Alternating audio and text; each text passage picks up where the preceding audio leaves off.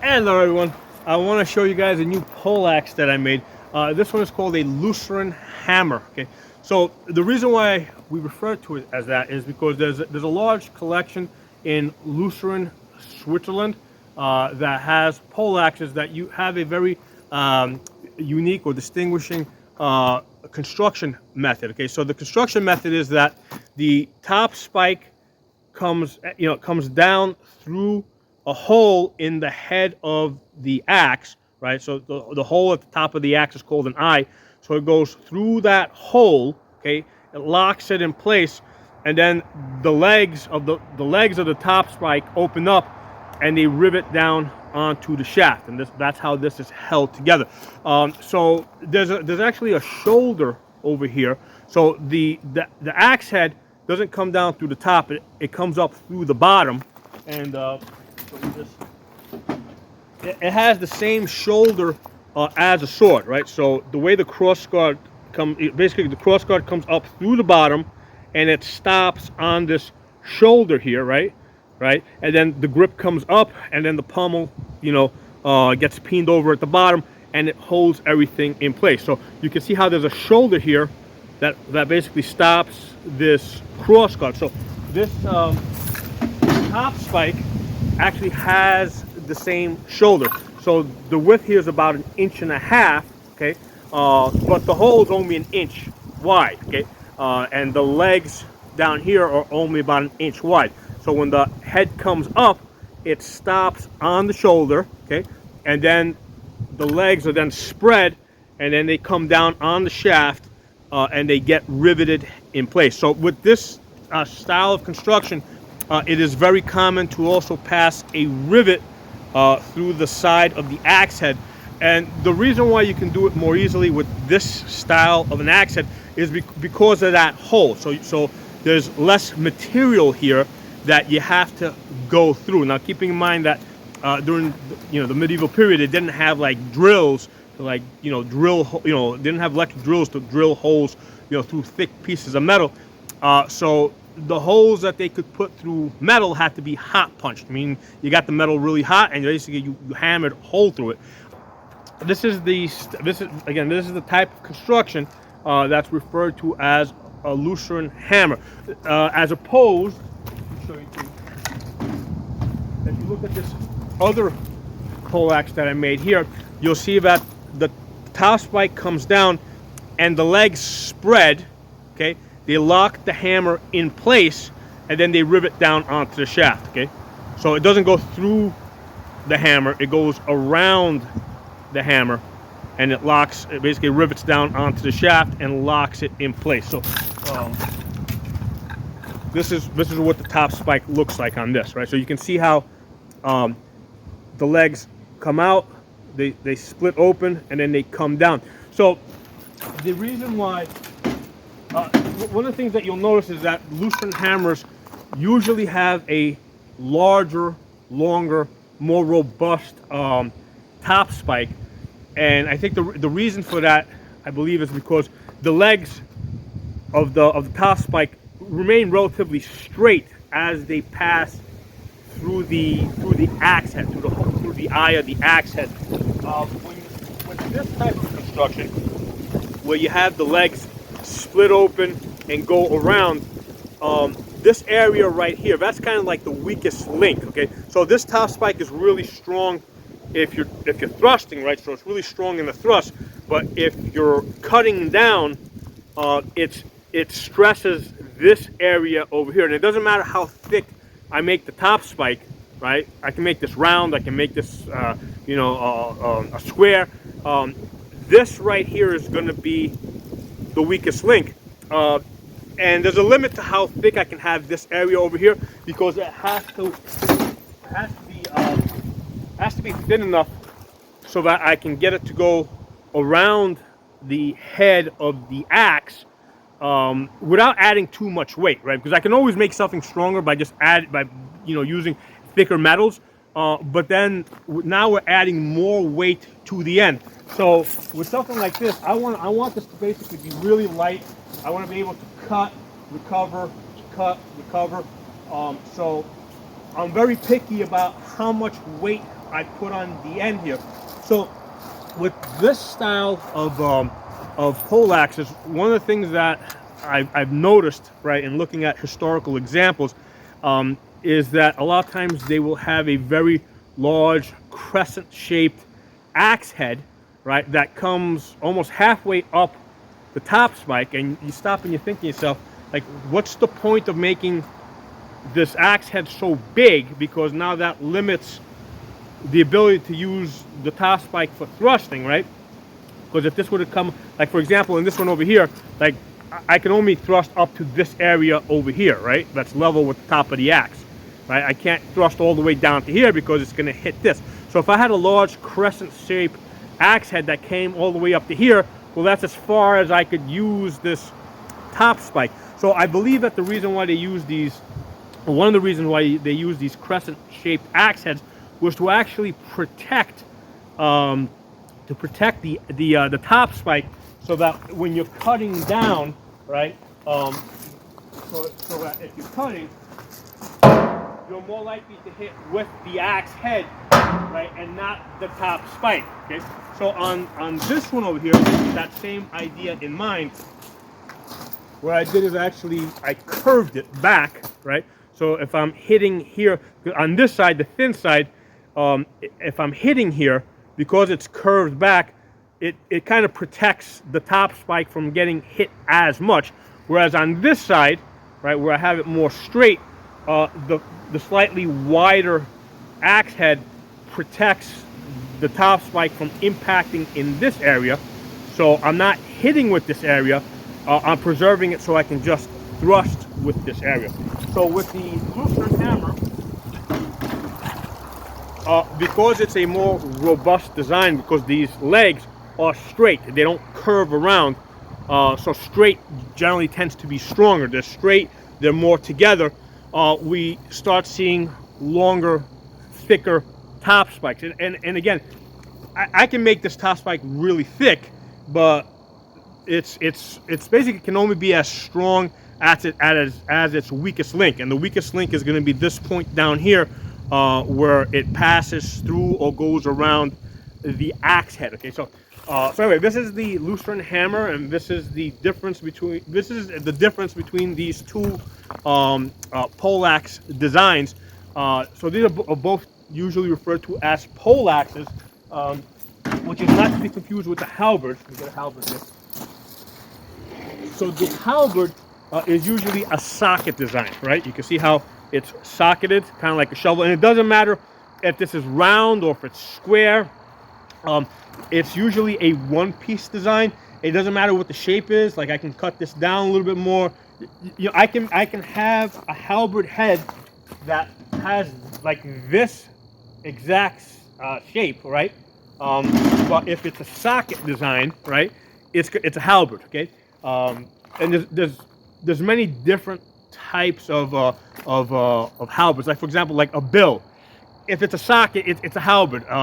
A glaive, that's a halberd, right? They all have that thing in common where they socket down to a shaft, and then usually a rivet is passed through it. This one isn't really complete yet. I'm kind of just using this. I'm keeping this like this to use as an example, because it's on a thicker shaft, and you know, that kind of allows you to see the separation here. And halberds are usually much thinner and lighter, right? So it's a lighter metal that's heat treated. It's basically hardened and tempered.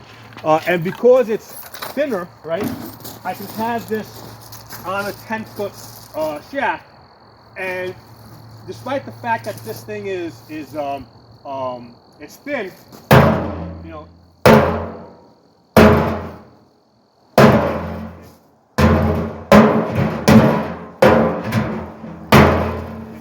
it's still pretty strong. Okay,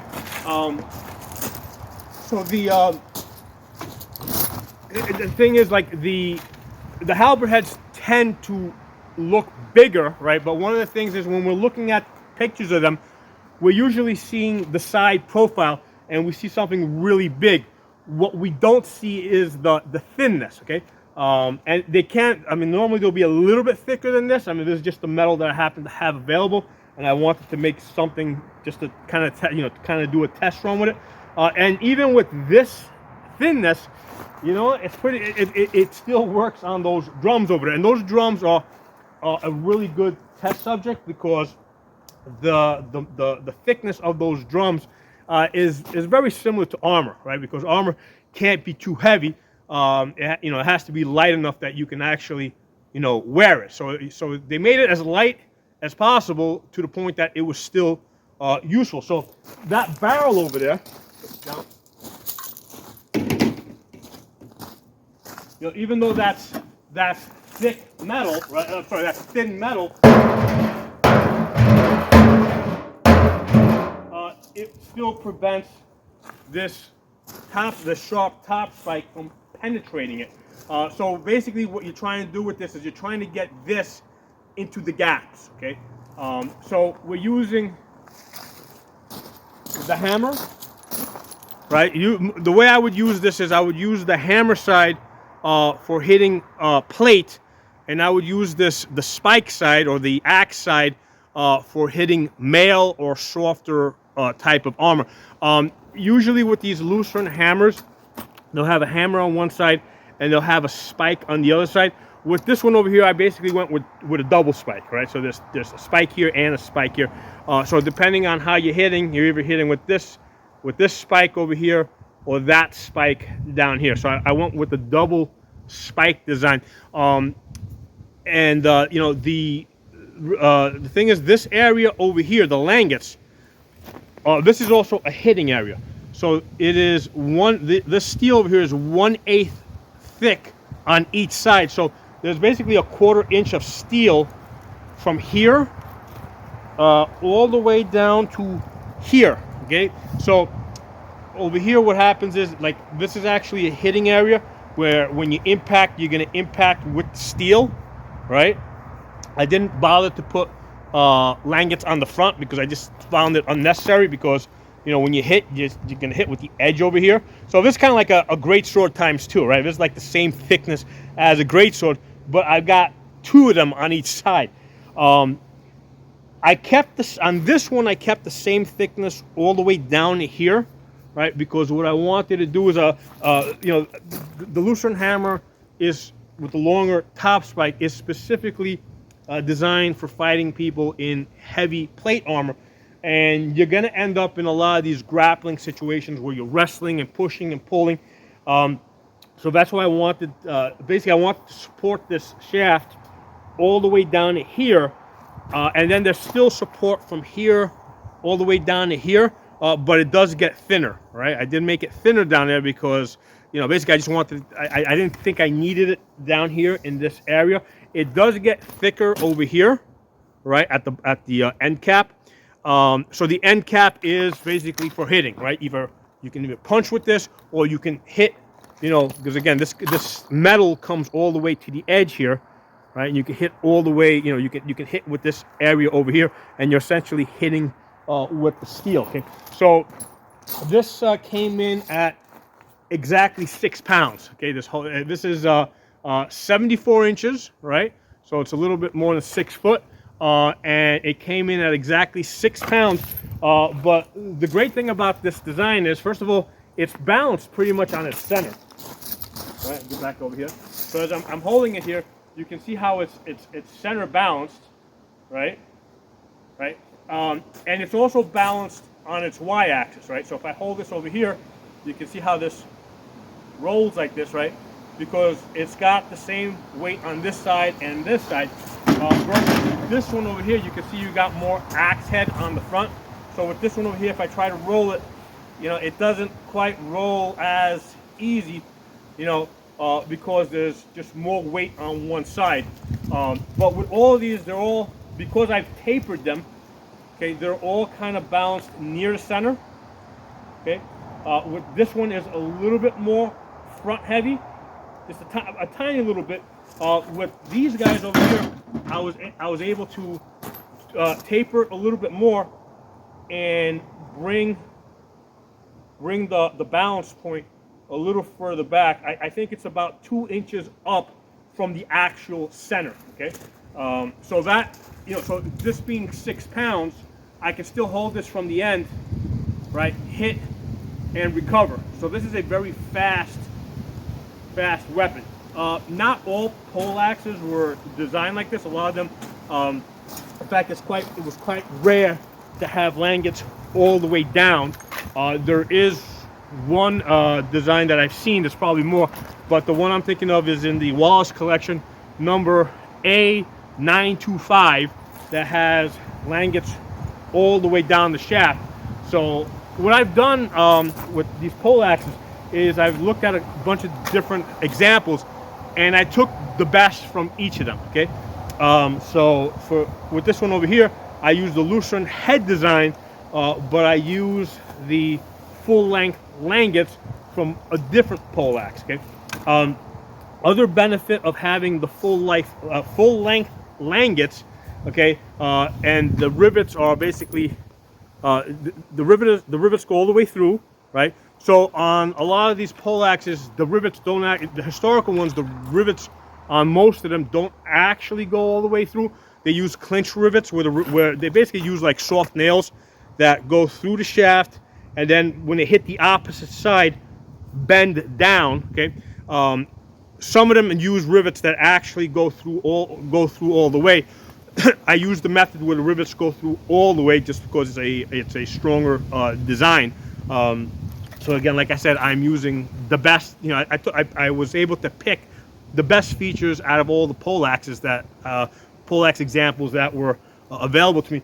One of the things that they often do with these poleaxes is that the langets are recessed into the wood, so it's flushed with the wood. So as you slide your hands up and down, you know, you're not hitting because basically if these langets come all the way up to only up to here, and then you bring your hand up, it's going to catch on it. But with this, by going all the way down, all the way to the shaft, it's flush all the way down. So I can slide my bare hands all the way up and down this, and it's not going to catch. So again, picking and choosing the best features out of the historical examples. Okay, so this is an extremely robust design. Like I said, these langets are 1/8 inch thick from here all the way down to here. Okay, so that's on each side. So there's a 1/4 inch of steel from the head all the way down to here, and then there's about 1/8 of an inch thickness on each side from here all the way down to here. Okay, so I think that's like 3/8 total, right, to combine the two. And then the end cap over here, we go back up to 1/8 on each side. So this is very robust over here for hitting. And again, the great thing about this is it's light. You know, it's centered on that center balance point. Extremely robust. Okay. You can see how the hammers are moving, because the force from this barrel is going all the way through this barrel and making that hammer move. Okay. So with this, you're not just hitting with this. You know, you can hit with this, right? So that's also a good hitting, again, because it's robust. It's built really strong. Okay. But you're also hitting from here all the way down to here. And one of the things that you'll notice is this is actually the hardest hitting area, from here to there, right? When you hit, you see how they're actually moving more. And this is like, if you look at a typical sword, they call this area over here the center of percussion, right? So on a sword, this area over here is usually the hardest hitting area. Okay, this area over here, the tip, is the fastest. Okay, this over here, center of percussion. Same idea here on this poleaxe. This is going to be the center of percussion. That's going to be the hardest hitting area. So I want this to be the most built up, because this is going to do lots of hitting. Also, this is the area that's going to impact other poleaxes. So if you're fighting somebody else and the two poleaxes collide, that's where they're usually going to hit, and then come to a sudden stop when they hit each other.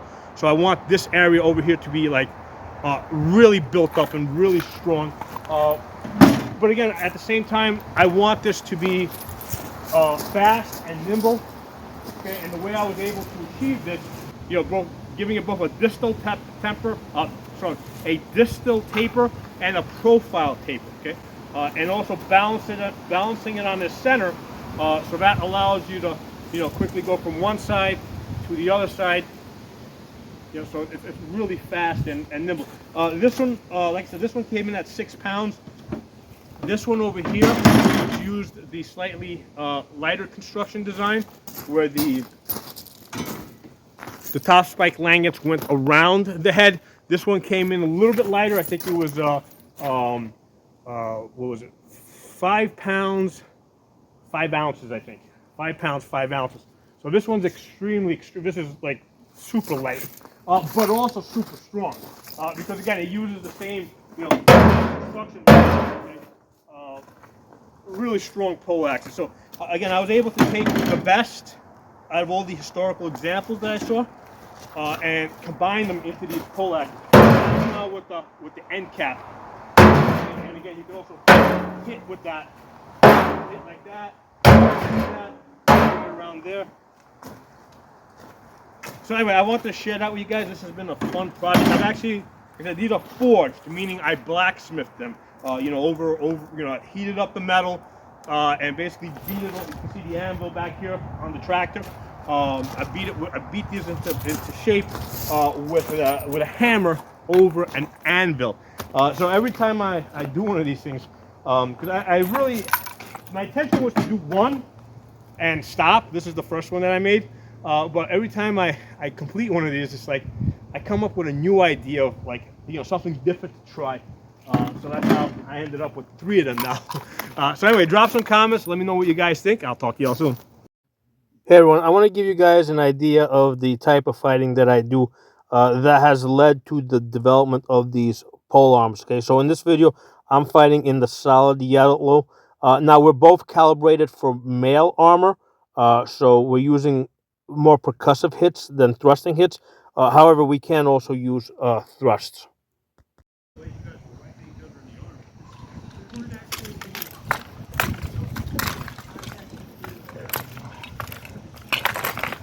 Yeah! Excellent.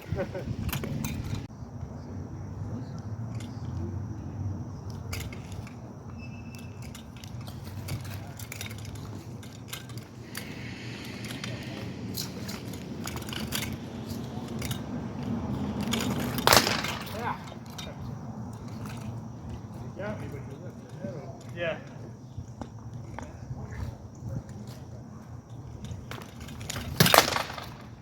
Yeah, that was late. Was that? I was a little late. Yeah. It was also borderline power. Yeah, it was kind of light.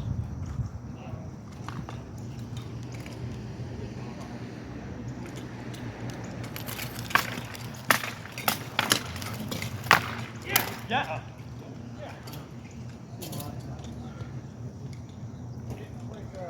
Yeah, I barely had grip on it. So it was just a massive weapon.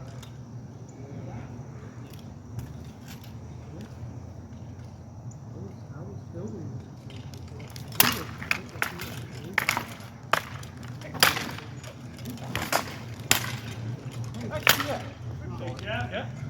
Before you leave, I got that motor out. Oh, yeah, thank you. Huh? Oh, no, they pulled it off with the thing was over.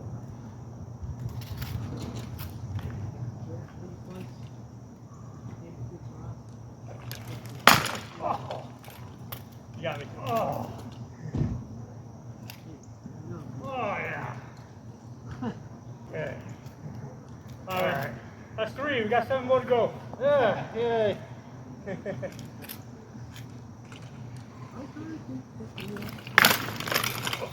Yeah, you had to drop it. I wasn't sure. You did pop it, but it was like you didn't have the pop and you pushed my head back. That was it. I saw the I'll take it. It was placement. I just tried to get a little Yeah, it was just without shrunk, but overdoing I'll it. take that just because. Yeah. Get the pole and. 3 out of the 4 points. That's it. Yeah. Did you get me too? No, mine came. It may have skittered. Okay. That may have what you felt. I think it was on your right side, right? Yeah, I couldn't tell. That's right. Yeah. No. I just get it. Okay.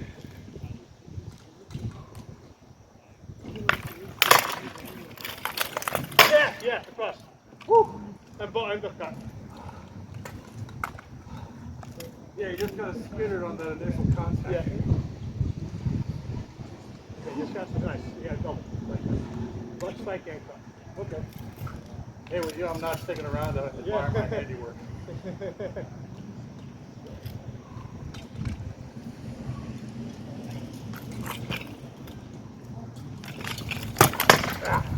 Yeah. Oh, no, mine was waiting. Was it right? Okay. Oh, yeah. I had block. You got the shot as mine was coming around. Okay. I just couldn't stop mine.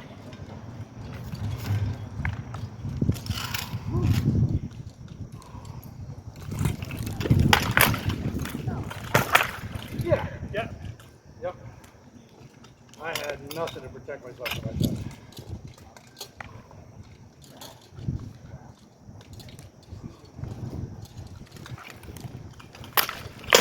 Yeah. No, half. Oh, Half. And that was that. You actually got hit by your own half. You had the block, yeah. but my blade was too far past. And I knocked your half, my half, knocked into your half. And that's what you felt against your helm. Well, shame because it felt good. Oh, I'm sure it did.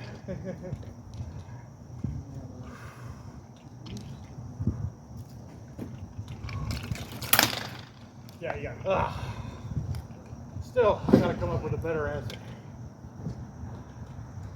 You got the arm without question. I'm just thinking, I could have got to come up with a better defense. Yeah. I'm on my left side now, so Yep. there's gonna be more on.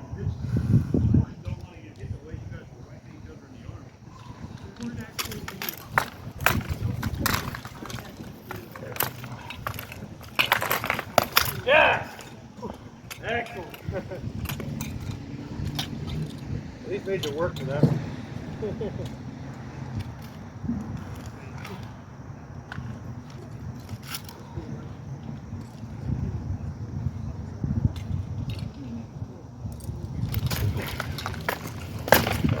You got me. I do. Yeah. Woo. How many more? 2 more. Okay.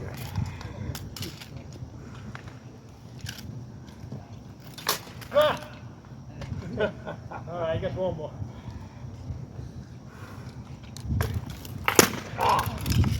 Saw it coming. That was for the cheap thrust. I can appreciate that.